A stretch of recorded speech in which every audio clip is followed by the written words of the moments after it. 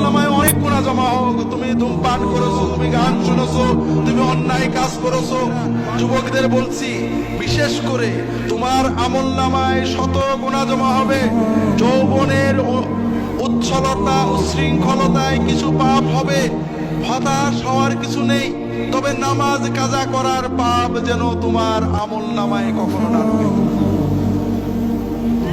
যত গুনাহ করবে আল্লাহর কাছে কাঁদবে, আল্লাহ আর করবো না, তৌফিক দাও। আবার হয়ে যাবে, ভুল হবে, নিয়ত করবে, চেষ্টা করবে, কিন্তু নামাজ কাজা করবে না।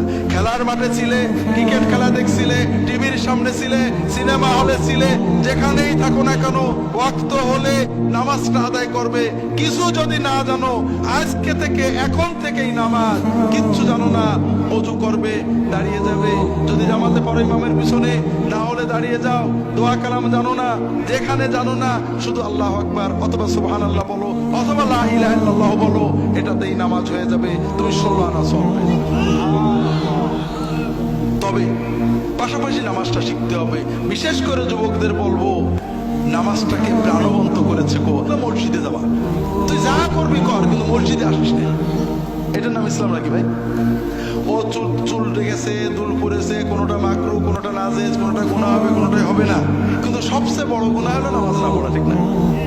কাজে ওকে যেভাবে আসে মসজিদে আসতে দেন, অন্তত নামাজটা পড়ুক। ওর জন্য দিনের সহজ বিষয়টা বোঝান। অনেকে বলে যে হুজুর দোয়া জানি না, নিয়ত জানি না, নামাজ পড়ি না, অনেক রকম আছে। আল্লাহর নামাজ কত সহজ করেছেন। আপনি যতটুকু জানেন, কিছু না জানলেন সুবহানাল্লাহ বলেও যদি নামাজ পড়েন, আল্লাহ 16 আনা সওয়াব দিয়ে দেন। কাজেই নামাজটা পড়তে হবে, প্রাণবন্ত করে পড়তে হবে। নামাজ আমাদের আল্লাহর সাথে সবচেয়ে প্রিয় সম্পর্ক। আমরা নামাজে অনেক ভুল করি, মেয়েরাও করেন, পুরুষেরাও করেন। আমরা নামাজ যারা পড়ি তারা কি ভুল করি?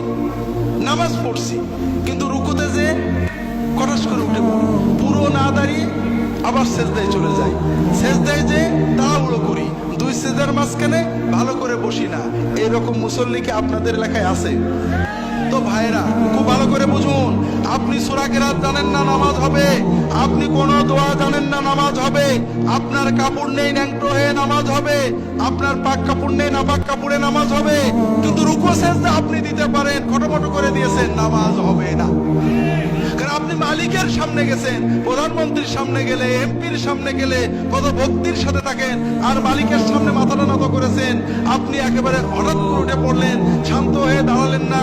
এইভাবে রুকু সেজদা করলে নামাজ হবে না। কাজেই অন্তরের মহব্বত দিয়ে নামাজ পড়েন। ছোট্ট একটা বলি, রাসূলুল্লাহ সাল্লাল্লাহু আলাইহি ওয়াসাল্লাম দুই সাজদার মাঝখানে কি বলতেন?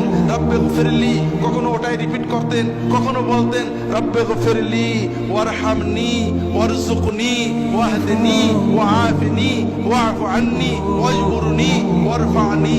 দোয়া করতেন। দোয়াগুলোর মানে কি? আল্লাহ আমাকে মাফ করে দাও, আল্লাহ রহমত করো, আল্লাহ আমার রিজিকে বরকত দাও, রিজিক বাড়িয়ে দাও, আল্লাহ আমাকে সুস্থতা দাও, আল্লাহ আমাকে বিপদ মুক্ত রাখো, আল্লাহ আমাকে নিরাপদে রাখো, আল্লাহ আমার ক্ষতি পূরণ করে দাও, আল্লাহ আমার মর্যাদা বাড়িয়ে দাও, ইত্যাদি। দোয়াগুলো কেমন লাগলো ভাই? কোন দোয়া বাদ থাকলো? বড় কষ্ট লাগে।